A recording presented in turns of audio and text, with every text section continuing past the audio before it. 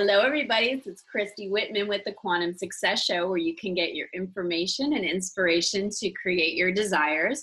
And I have a Spitfire with me today. I am so excited because Barclay Stockett, she is a retired gymnast, a third-time American Ninja Warrior competitor, a two-time Team Ninja Warrior competitor, and a mentor on American Ninja Warrior Junior. And when Barclay isn't competing, she's bringing obstacle training to military bases all over the world with Alpha Warrior, which is so cool. She's a published writer with a particular love for poetry, and she's currently working towards publishing a poetry collection. And she hopes to make a difference in the world by her writing on social justice issues and use her platform for good. So I just love that. Welcome to the show, Barclay. Thank you so much for having me, Christy. I'm really excited to get to talk to you. Absolutely. So, I was just telling you before the interview that my two kids and my husband has made me a super fan of American Ninja Warrior. And I think it's how I get my adrenaline, because I find myself when you guys are doing some of those things, I'm literally like jumping up or I'm going back, or, like when you're swinging and you're having to grab something, I find myself swinging with you guys. So it's swaying.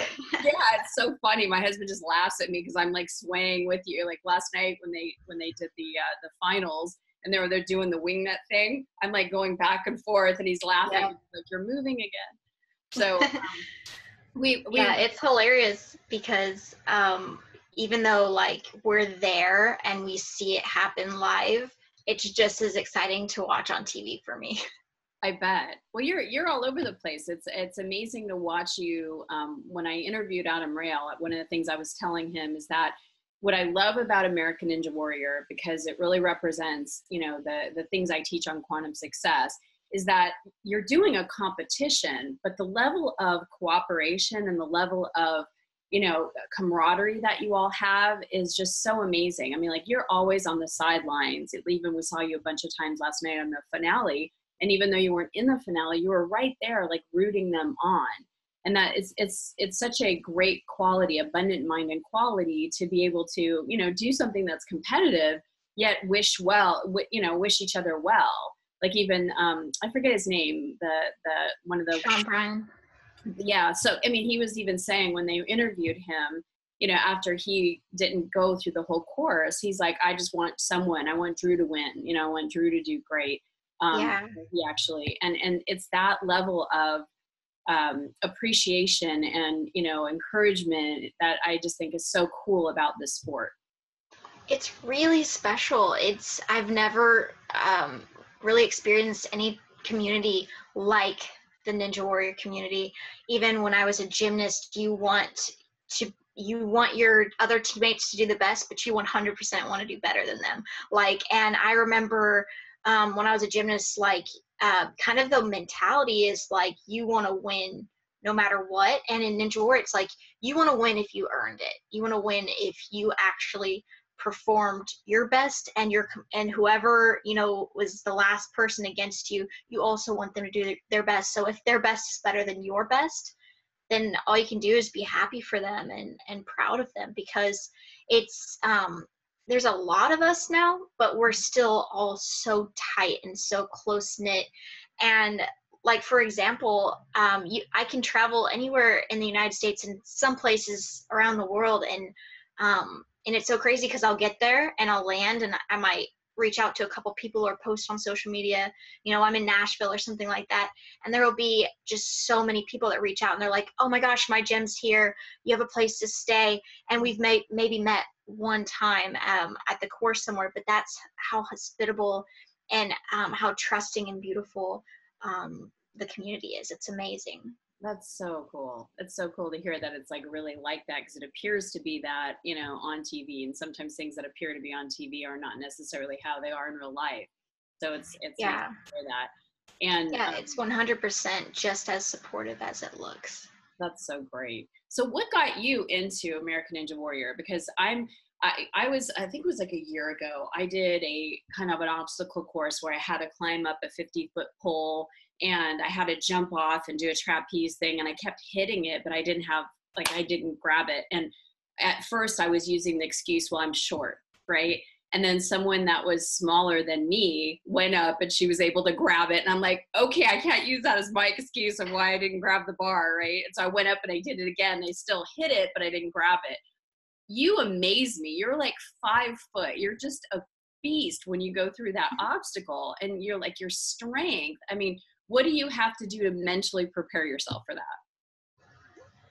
It's definitely a handicap to be smaller, but there are ways to get around that. Basically, like, because I'm smaller, I have to work on being just as powerful as taller people, or more powerful to do the same exact obstacles that they do. So if something's high, like, I have to be able to jump higher than they do in order to grab it. And so I work a lot on overcoming those shortcomings, and I just work on, box jumps. I work on swinging. I set up obstacles that are way further apart in training than I'll ever have to do in the show, so that when I get there and it's like, that's really big, I've already accomplished larger, farther obstacles in my training. I love that. And what you're saying is, like, when we have some kind of a goal or something that we're wanting to do, it's important to look at what are the short, what could possibly be the obstacles, so I'm not as tall as other, I'm not saying me, but like, I'm not as tall as the other ones that are, maybe it takes them like some of the guys are real tall and lanky. They can just reach out, and you're having to put so much more effort and energy in just trying to get the next, whatever obstacle it is. But I think it's important to look at, okay, what could be the shortcomings? What could be the pitfalls?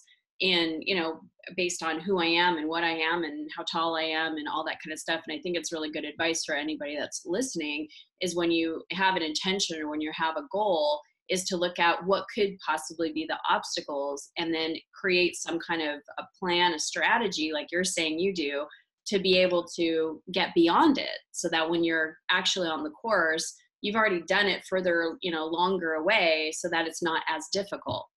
Mm-hmm. Yeah. And I mean, one good example is the warped wall. Right now it's 14 and a half feet tall. Casey Catanzaro is the one that inspired me to begin Ninja Warrior, because she's exactly my height. She's 5 foot tall.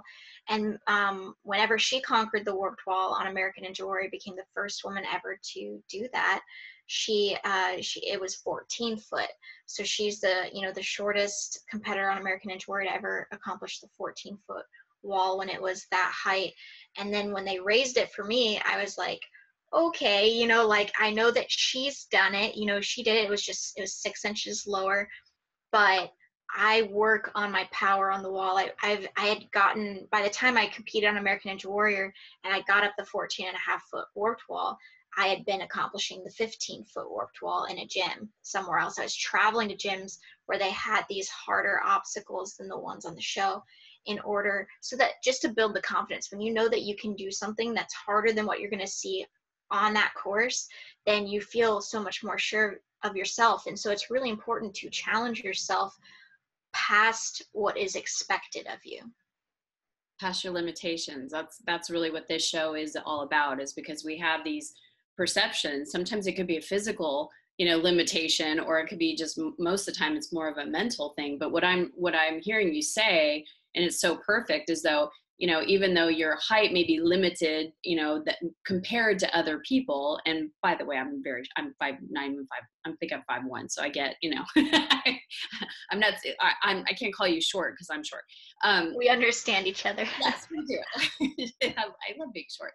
But, it's like getting past the, I can't, like, when I did my obstacle, it's like, oh, I'm short, therefore I can't, and getting past the mental stuff that comes up because of the way our physical is, or the way our situations or circumstances, or the way our family was. And that's really what this show is all about. And what my work is getting people past the imposed limits that we put on ourselves, or that other people has, and being able to look for solutions and look for ways to actually get past those limitations. So I love that you're being such a great example of that, because you're not letting your height be an excuse for why you can't, for example, do the warp wall, or achieve different stages along the path. So it's amazing. Thank you so much. It's really just amazing to be a part of it. When you're around a ton of people that feel the same way, it's hard not to have an outlook on life like that. Yeah, absolutely. It's important to create a community of like-minded individuals that can rise each other up and go past their limitations. And I can't think of a greater show on television right now that, really exemplifies that, because you have to just, when I was interviewing Adam, some of the things that he was saying was that, you have to be humble because this course could take you out. And I couldn't believe it last night on the show. He had the eye of the tiger. I'm like, oh, he's got it. And then just one little slip up, I was just crushed for him. So just, there were so many different things, like you're saying, though, it's like really being part of this community, really going past your limits, really thinking in a very different way. But it's like, you guys are just amazing to do whatever it takes to get yourself both mentally and physically to the place where you're competing. And I mean, a lot of people can sit on the couch and go, oh my God, it's like, but to actually do something like that, the strength and the agility and the dedication that you have to that is incredible. So there's a lot of work that goes into it, but when it's like something that you enjoy, it is work, but it feels so worthwhile, and it feels like you're just pursuing what you're meant to do. And so although it is a lot of hours and it's a lot of pain, you end up with a lot of injuries sometimes, but there's this line, it's kind of like you're just chasing this arrow. And so everything that you are working towards, you just have to believe that you're going to see proof of it being worthwhile. Well, I love another thing you just said is the enjoyment along the way, because obviously you're not doing it if you don't enjoy it. I mean, you all look like you're having so much fun. I mean, it is a challenge. And I understand what Adam told me was that you find out about the obstacle course the day before you're going to do it.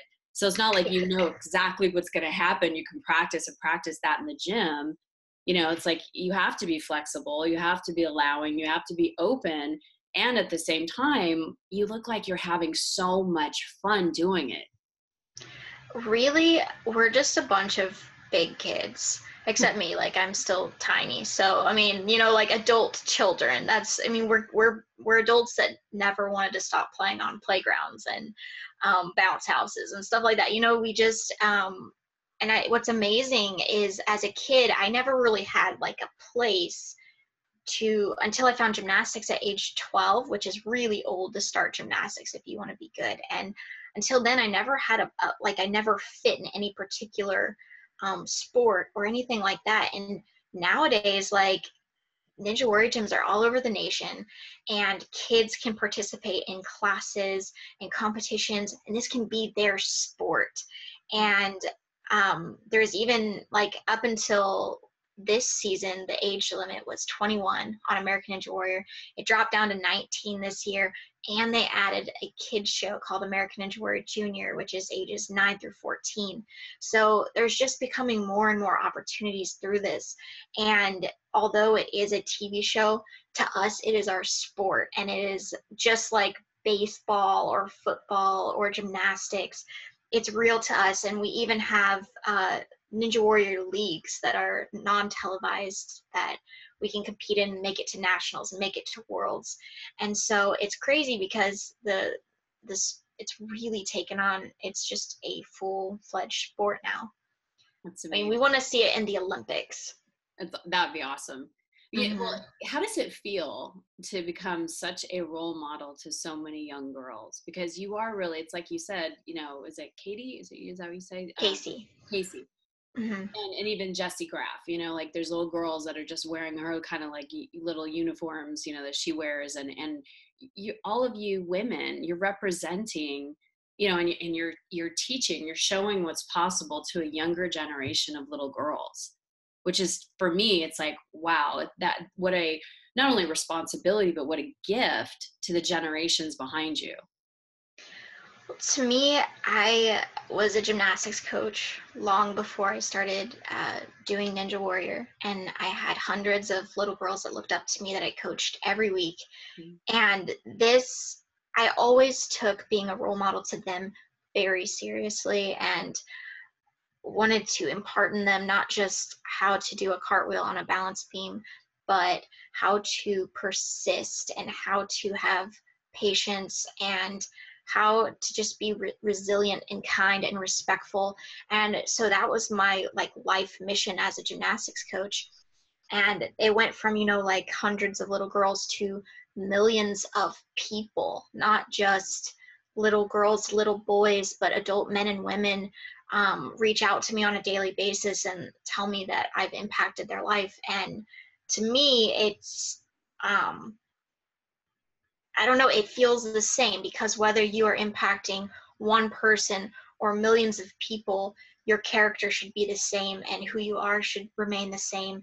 And so I am the same person that I've always been, and I just strive to be the best example that I can be.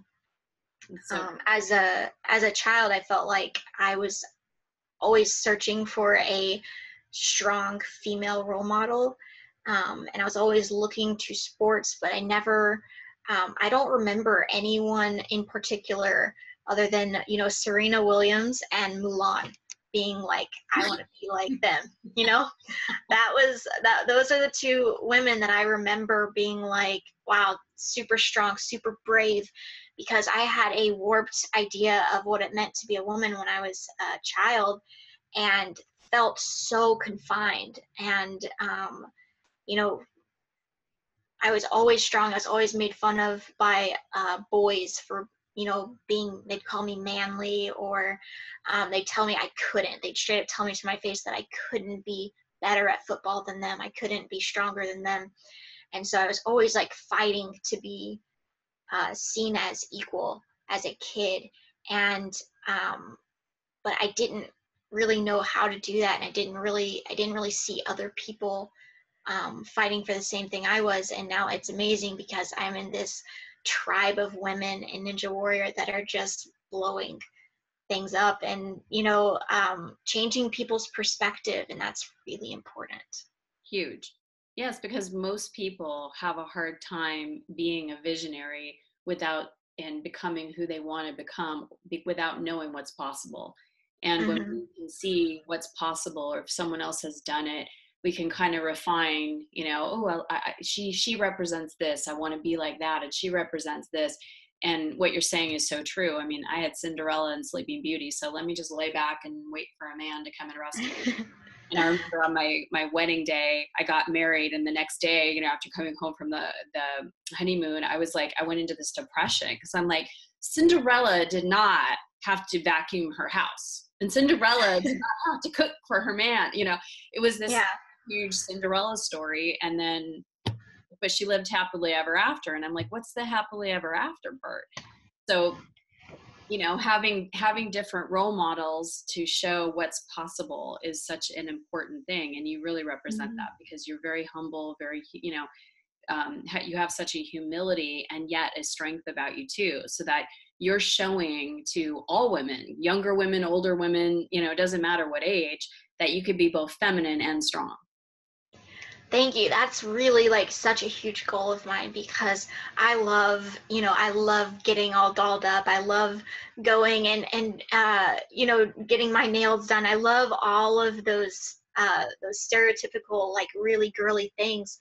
But I also love to get super sweaty and work out, and I like having muscles, and I like looking strong, and I don't think that those things have to constantly be fighting against each other. And so many people are still kind of stuck in that, like you can either be really feminine or you can look like a man, and that's just not how it is. Men do not own being strong.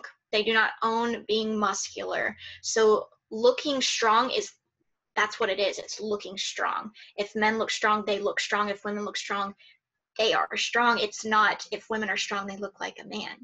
Yeah. And so that's something that I just had to learn as I was growing up, because I'd get a lot of comments like that.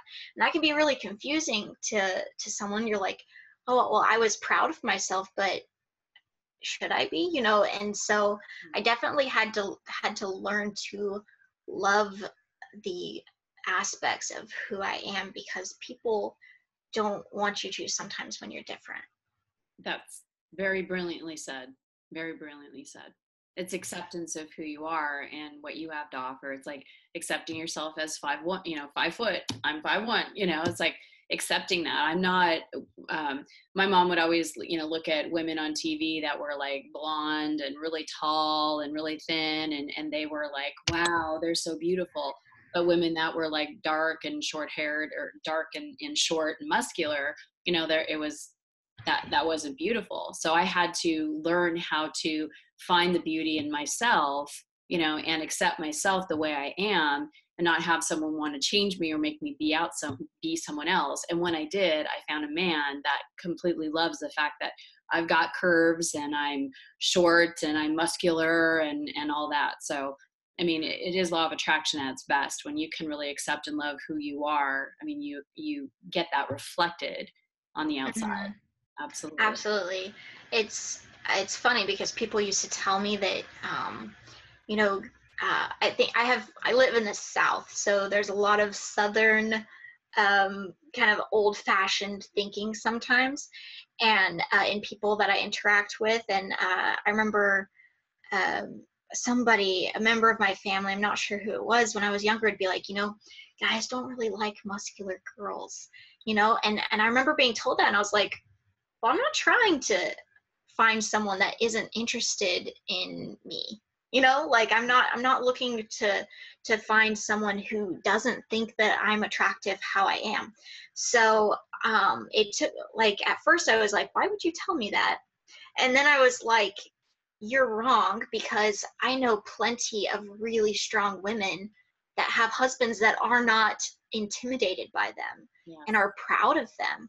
And it's also really cool to see in the community that I'm in, there are a lot of couples that, they're both just completely proud of each other and in awe of what each other can do. And so what I learned is it takes being with a guy that is also strong and confident in who he is, so that he doesn't feel like he needs to diminish who I am. Absolutely. You are so wise for your years. It's unreal. Wow. It's so cool to see like your generation knowing this information and being able to create your life from this place, truly. Because women like me had to go through a lot to get where I am to understand that stuff. So Luckily, I have 3 older sisters and an older brother. I have a little brother. And I think growing up with 4 older siblings, I learned a lot and was very observant and tried to learn from their successes and also their failures. And I think it really contributed to who I am today. And I just have a really supportive family that we all fight for each other. And when somebody's down, we bring them back up. And so it's really special. that's awesome. So proud of you. So, I mean, Oh, thank you so much. I have no reason to be proud of you. I didn't do anything, but I'm just proud of you. I'm just proud of you as a mature woman growing up and being in the public eye, and, having the ability, like you said, to not just affect, a couple of young girls' lives or even older, like I said, but you're truly an inspiration to so many. And one last question I wanted to ask you is, you're really inspired to write poetry. And so, part of what I do on this show is I want to allow people that are successful to come and talk about what inspires them and how do they get their inspiration, so that others can emulate that in their lives. So how do you get into that place of receiving the inspiration to write the poetry that you do? As I was growing up, I was not very outspoken. I rarely spoke up if I was uncomfortable or hurting. And so I would turn to writing, and I became much more articulate on paper than I was outwardly vocalizing myself. And it was just this way to cope with life and to um, process what I was going through. And as I was doing that, it turned into my art. It turned into not only kind of my own therapy sessions, but into a way for me to make sense and beauty out of the world.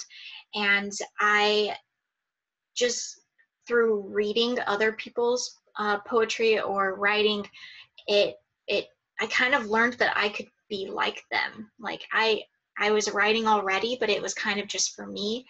And I just found ways to make what I was feeling into a beautiful piece of art. And I slowly grew more and more confident in that, and just practice. It didn't feel like practice because I was just writing it. It just felt like it was just flowing through me. And so now I'm not always inspired to write, but what I find is if I begin to, whatever is actually like on my heart will come out, even if I'm not really aware. Like sometimes I'm just kind of down and I don't know why I am until I'm like, well, I typically have like a tiny little notebook like this, either in my pocket, in my purse, in my backpack, wherever I'm going. When I'm rock climbing, I'll do a route, and then I'll come down, and this will be by my chalk bag or whatever, because I feel like if you give yourself the opportunity, or if it's kind of like out of sight, out of mind, if I don't have something to write on close to me, I'm probably not going to think about writing. But I try to just give myself as many opportunities to as I can, because I realize there's so much more inside of me that I'm letting out.